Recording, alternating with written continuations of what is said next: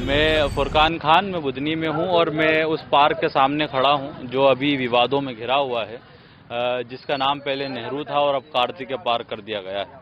मेरे साथ यहाँ पर हामिद भाई हैं और अजय भाई हैं, जो खुद भी पत्रकार हैं, स्वराज एक्सप्रेस से ताल्लुक़ रखते हैं और एबी न्यूज़ से ताल्लुक़ रखते हैं।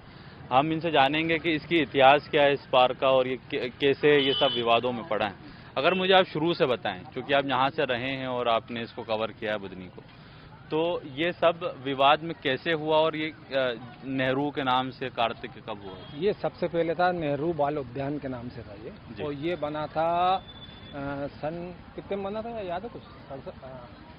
नेहरू बाल उद्यान, अच्छा हाँ 87 है ना, 87 के आसपास ही बना था। उस समय केएन प्रधान विधायक थे जी, और प्रताप भानु शर्मा सांसद थे जी, और यहाँ के ब्लॉक कांग्रेस अध्यक्ष गिरीश यादव जी थे जी। तो उनके टाइम पे ये बना था और उसका नेहरू बाल उद्यान का नाम रखा गया था जी। कि कारणवश इसको क्या है कि क्योंकि उस समय वो तो थी नहीं मतलब परिषद नहीं थी, नगर पालिका थी, नगर परिषद नहीं थी, तो इस देख रेख नहीं हो पाया और ये धीरे धीरे करके 90 के बाद लुप्त सा हो गया। मतलब था स्थान था, स्तंभ ये गड़ा हुआ ये भी था, लेकिन वो धीरे धीरे मिटता गया। उसके बाद जब सन 2003 में 4 में नई परिषद बनी, आजाद सिंह राजपूत बीजेपी की परिषद थी, तो उनके कार्यकाल में बनी, तो कुछ पार्षदों ने मांग उठाई कि साहब इस पार्क का जीर्णोद्धार किया जाना चाहिए। तो इसका जीर्णोद्धार किया गया, इसको फिर से डेवलप किया गया और बहुत अच्छे से डेवलप किया गया। और इसका नाम उस समय शिवराज सिंह मतलब प्रदेश मुख्यमंत्री, उनके बड़े लड़के कार्तिकेय के नाम पर रख दिया गया, कार्तिकेय पार्क। इसलिए उस समय से कार्तिकेय पार्क। हाँ। तो ये अभी कैसे विवाद में आया? मतलब ये 2008 से जो कि मैं देख रहा हूँ, उसी दौरान से कार्तिकेय पार्क है। अभी विवाद में आने की वजह सिर्फ इतनी सी है कि इसके सामने, क्योंकि एक ही बुधनी के अंदर एक ही पार्क है जी, इसके अलावा कोई दूसरा पार्क है। उनके छोटे बेटे के नाम पर भी कोई पार्क है? वो तो एक दीवार पे नाम लिख दिया गया है। अच्छा। ऐसे दीवार पे लिखने से कोई पार्क थोड़ी बन जाता है। अच्छा। छोटे बेटे के नाम पे लिख दिया एक दीवार पे, और 4 ऐसे 10-12 फीट की जगह सामने, जहाँ इंसान ना बैठ सकता ना लेट सकता, वो दीवार पे लिख दिया। तो कुरान पार्क, तो ऐसे पार्क नहीं होते, पार्क तो होती जिसके अंदर जनता आए, बच्चे खेले कूदे, वो पार्क कहलाता है। तो इसके सामने क्योंकि एक पार्क था, तो इसलिए इसका विरोध हुआ कि ये सामने इसकी जगह एक्वायर कर ली नगर पालिका ने और यहाँ पर पक्की दुकानें बनाने लगी।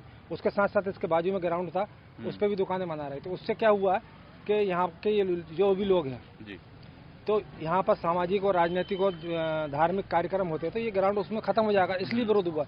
और पार्क पूरा दब जाएगा दुकानों से, इसलिए विरोध हुआ।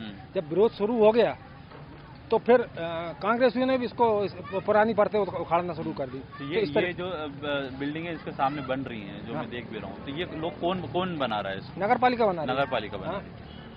तो अभी आप लोग, में जैसे आप बता रहे थे, आप लोग विरोध करने वाले हैं, तो अभी कैसे विरोध और आप क्या चलना? जनता अभी जाएगी नगर पालिका सीएमओ के पास जी, है ना, उससे कहेगी साहब इसका अविलंब रुकवाया जाए, क्योंकि इसकी खूबसूरती पूरी दब जाएगी। क्योंकि पार्क की खूबसूरती जब ही है, उसके सामने जगह हो, पार्किंग की जगह हो, आने जाने वाले, नहीं तो आएंगे लोग कहाँ रुकेंगे, कहाँ पार्किंग करेंगे, है ना। तो उस संबंध में हमारा विरोध है कि यहाँ पर इस जगह को तो छोड़ दिया जाए, क्योंकि एक छोटा सा ग्राउंड है, पूरे 10-12 वार्ड के अंदर कहीं ग्राउंड ही नहीं है। तो वो ग्राउंड भी है जो उपयोग में आता है, धार्मिक, राजनीतिक और सामाजिक सभी का। पूरी बुधनी में इकलौता गार्डन है, इकलौता गार्डन है, इकलौता गार्डन। यहाँ पर जो है सेवा सहकारी समिति का कार्यालय है, यहाँ के खाद और बीज के ट्रक आते हैं, बड़े बड़े ट्राले, जिनके मोड़ने के लिए जगह तक नहीं है। साइड में जो दुकानें बनाई जा रही हैं, वहाँ पर सब्जी का बाजार सप्ताह में 2 दिन लगता था।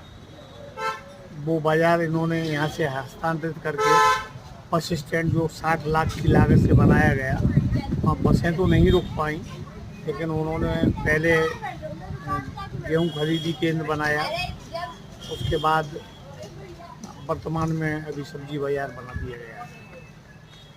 इसका विरोध करने के लिए यहाँ पर कई लोग जो है तैयार हैं, लेकिन क्या है कि उनके आर्थिक और सामाजिक पहलू जो हैं, उनको दबाने के लिए भारतीय जनता पार्टी के दबाव में आकर के वो सामने नहीं आना चाहते। ये जो दुकानों का निर्माण किया जा रहा है, ये पूरी तरह से अवैधानिक रूप से यह जगह नगर पालिका की नहीं है। ये उस समय हाईवे था 69, उसके अंतर्गत ये पूरा इलाका आता था। नगर परिषद ने प्रस्ताव पारित किया या नहीं किया उसके बारे में वो कोई भी जानकारी देने को पत्रकारों को भी तैयार नहीं है और आम जनता को। वो कहते हैं आप RTI लगाइए। RTI का मतलब ये है कहने के 1 महीने का कम से कम आप उसको टाल सकते हैं। ऐसी परिस्थिति में 1 महीने में ही इन दुकानों का निर्माण कार्य लगभग जो है कंप्लीट हो जाएगा। तो ऐसी परिस्थिति में यहाँ आम जनता का जो हितों को ध्यान में न रखते हुए जो कार्य किए जा रहे हैं वो मेरे ख्याल से शिवराज सिंह चौहान के लिए अच्छे साबित नहीं होगा। तो इसका जो मैं आपकी बात से जो समझ पाया हूँ कि विरोध सिर्फ दुकानों का है। हाँ। नाम का कोई विरोध नहीं है। नाम का विरोध तो कांग्रेस कर रही है। कांग्रेस क्या है, नहीं मतलब जैसे भारतीय जनता पार्टी हमेशा जो है वंशवाद का आरोप लगाती है विपक्षी नेताओं के ऊपर। तो आज की स्थिति में क्या भारतीय जनता पार्टी वंशवाद की ओर नहीं बढ़ रही? शिवराज सिंह चौहान के बेटों के नाम पर एक पार्क बड़े बेटे के नाम पर और दूसरा वर्तमान में जो बन रहा है जिसका अभी लोकार्पण नहीं किया गया है उसका नाम छोटे बेटे के नाम पर रखा गया।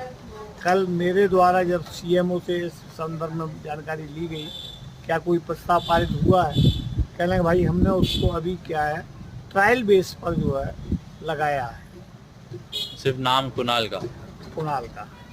और वो स्थिति ये रही कि रात के 12 बजे के लगभग वो कुणाल पार्क नाम जो लिखा हुआ था वो हटा दिया।